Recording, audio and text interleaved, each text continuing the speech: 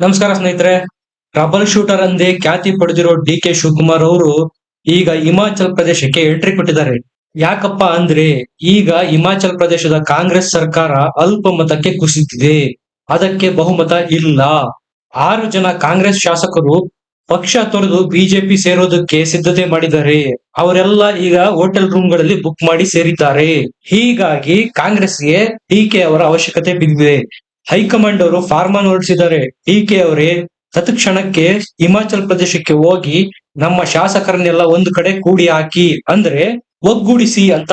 ಬಹುಮತ ಸಾಬೀತುಪಡಿಸೋದಕ್ಕೇನು 35 ಶಾಸಕರ ಬೆಂಬಲ ಬೇಕಿದೆ. ಅದರ ಜವಾಬ್ದಾರಿಯನ್ನು ಹೈಕಮಾಂಡ್ ಡಿ.ಕೆ. ಅವರ ಹೆಗಲಿಗೆ ಹಾಕಿದೆ. ನಿಜಕ್ಕೂ ಇದರಲ್ಲಿ ಡಿ.ಕೆ. ಶಿವಕುಮಾರ್ ಅವರು ಸಕ್ಸಸ್ ಆಗ್ತಾರಾ? ಈ ಎಲ್ಲದರ ಬಗ್ಗೆ ಮಾಹಿತಿ ಕೊಡ್ತೀನಿ. ದಯಮಾಡಿ ನಮ್ಮ ಚಾನಲ್ ನ ಸಬ್ಸ್ಕ್ರೈಬ್ ಮಾಡಿ, ವಿಡಿಯೋನ ಲೈಕ್ ಮಾಡಿ, ಶೇರ್ ಮಾಡಿ. ಸ್ನೇಹಿತರೆ, ನಾನು ಈ ಹಿಂದೆನೆ ವರದಿ ಮಾಡಿದ್ದೆ ನಮ್ಮದೇ ಚಾನಲ್ ನಲ್ಲಿ, ಹಿಮಾಚಲ ಪ್ರದೇಶದ ಸರ್ಕಾರ ಬಿದ್ದು ಹೋಗೋ ಸ್ಥಿತಿನಲ್ಲಿದೆ ಅಂತ. ಅಲ್ಲಿ ಕಾಂಗ್ರೆಸ್ ಸರ್ಕಾರ ಆಳ್ವಿಕೆ ನಡೆಸ್ತಾ ಇದೆ. ಮೊನ್ನೆ ನಮ್ಮಲ್ಲಿ ನಡೀತಲ್ಲ ರಾಜ್ಯಸಭೆ ಚುನಾವಣೆ 4 ಸ್ಥಾನಕ್ಕೆ, ಅದೇ ತರ ಹಿಮಾಚಲ ಪ್ರದೇಶದಲ್ಲೂ 1 ಸ್ಥಾನಕ್ಕೆ ರಾಜ್ಯಸಭೆ ಚುನಾವಣೆ ನಡೆದಿತ್ತು. ಗೆಲ್ಲೋದಕ್ಕೆ 35 ಶಾಸಕರ ಬೆಂಬಲ ಬೇಕಾಗಿತ್ತು. ಅಭಿಷೇಕ್ ಮನೋಜ್ ಸಿಂಘ್ವಿ ಅವರನ್ನು ಕಾಂಗ್ರೆಸ್ ನಿಲ್ಸಿತ್ತು. ಆದರೆ ಅವ್ರ ಕೈಲಿ ಅವ್ರನ್ನ ಗೆಲ್ಲಿಸ್ಕೊಳ್ಳೋಕ್ ಆಗ್ಲಿಲ್ಲ. ಗೆಲ್ಲೋದಕ್ಕೆ ಬೇಕಾದ ಶಾಸಕರ ಬೆಂಬಲ ಇದ್ರೂ ಸಹ 6 ಕಾಂಗ್ರೆಸ್ ಶಾಸಕರ ಅಡ್ಡ ಮತದಾನದಿಂದಾಗಿ ಮನೋಜ್ ಸಿಂಘ್ವಿ ಅವರು ಹೀನಾಯವಾಗಿ ಸೋತಿದ್ರು. ಇಲ್ಲಿ ಕರ್ನಾಟಕದಲ್ಲಿ ಎಸ್.ಟಿ. ಸೋಮಶೇಖರ್ ಅವರು ಅಡ್ಡ ಮತದಾನ ಮಾಡಿದ್ರು. ಹೆಬ್ಬಾರ್ ಅವರು ವಿಧಾನಸಭೆಗೆ ಬಂದಿರಲಿಲ್ಲ. ಅದೇ ತರ ಅಲ್ಲಿ ಕಾಂಗ್ರೆಸ್ನ 6 ಶಾಸಕರು ಬಿಜೆಪಿ ಪರ ಅಡ್ಡ ಮತದಾನ ಮಾಡಿ ಮನೋಜ್ ಸಿಂಘ್ವಿ ಸೋಲಿಗೆ ಕಾರಣ ಆಗಿದ್ರು. ಸ್ನೇಹಿತರೆ, ಹೆಚ್ಚು ಕಡಿಮೆ ಹಿಮಾಚಲ ಪ್ರದೇಶದಲ್ಲಿ ಕಾಂಗ್ರೆಸ್ ಸರ್ಕಾರ ಉಳಿಯೋದು ಅಸಾಧ್ಯ ಅಂತಾನೆ ಹೇಳ್ಬಹುದು. 40 ಜನ ಶಾಸಕರು ಕಾಂಗ್ರೆಸ್ನಿಂದ ಗೆದ್ದಿದ್ರು. ಬಹುಮತಕ್ಕೆ 35 ಸೀಟ್ ಬೇಕು. 6 ಜನ ರಾಜೀನಾಮೆ ಕೊಟ್ಟಿರೋದ್ರಿಂದ ಅದು 34ಕ್ಕೆ ಇಳಿದಿದೆ, ಅಂದ್ರೆ ಅಲ್ಪ ಮತಕ್ಕೆ ಇಳಿದಿದೆ. ಆ 6 ಜನ ಈಗ ಬಿಜೆಪಿ ಸಪೋರ್ಟ್ ಮಾಡ್ತಾ ಇದ್ದಾರೆ. ಆ 6 ಜನ ರಾಜ್ಯಪಾಲರ ಬಳಿ ಹೋಗಿ ನಾವು ಕಾಂಗ್ರೆಸ್ಗೆ ಬೆಂಬಲ ಕೊಡ್ತಾ ಇಲ್ಲ ಅಂತ ಹೇಳಿದ್ದಾರೆ. ಇಂಥ ಟೈಮಲ್ಲಿ ಡಿ.ಕೆ. ಶಿವಕುಮಾರ್ ಅವರು ಅಲ್ಲಿ ಹೋಗಿ ಏನ್ ಮಾಡ್ತಾರೆ ಅಂತ ನೀವು ಕೇಳ್ಬೋದು.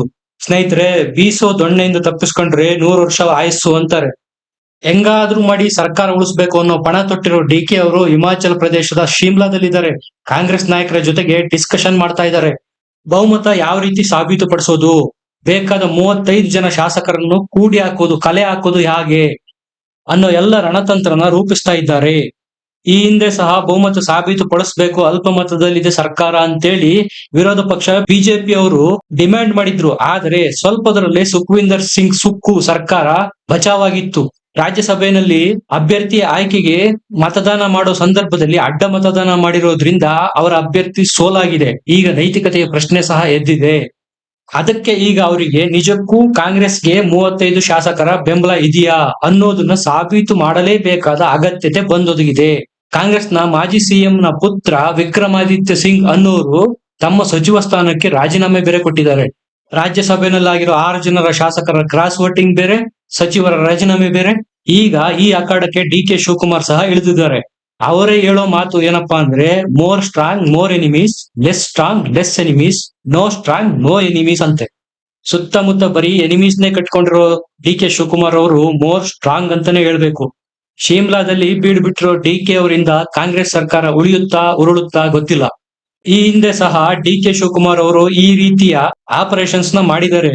ಮಹಾರಾಷ್ಟ್ರದ ವಿಲಾಸರಾವ್ ದೇಶಮುಖ್ ರವರ ಸರ್ಕಾರ ಇದೇ ರೀತಿಯ ಸಂಕಷ್ಟಕ್ಕೆ ಸಿಲುಕಿತ್ತು. ಅಲ್ಲೇ ಎಂ.ಎಲ್.ಎ.ಗಳನ್ನು ಬೆಂಗಳೂರಿಗೆ ಕರೆತಂದು ಅವರಿಗೆ ಪ್ರೊಟೆಕ್ಷನ್ ಕೊಟ್ಟು ಸರ್ಕಾರ ಉಳಿಸಿದ್ರು.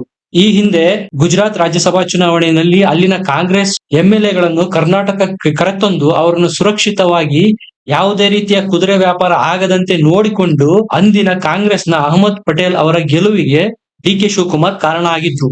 ಈ ಹಿಂದೆ ಕರ್ನಾಟಕದಲ್ಲಿ ಜೆಡಿಎಸ್ ಮತ್ತು ಕಾಂಗ್ರೆಸ್ನ ಮೈತ್ರಿ ಸರ್ಕಾರ ಇದ್ದಾಗಲೂ ಸಹ ಶಾಸಕರನ್ನು ಹಿಡಿದಿಟ್ಟುಕೊಂಡು ಸರ್ಕಾರನ ರಕ್ಷಣೆ ಮಾಡ್ಕೊಳ್ಳೋದ್ರಲ್ಲಿ ಡಿ.ಕೆ. ಶಿವಕುಮಾರ್ ಪಾತ್ರ ದೊಡ್ಡದಿತ್ತು.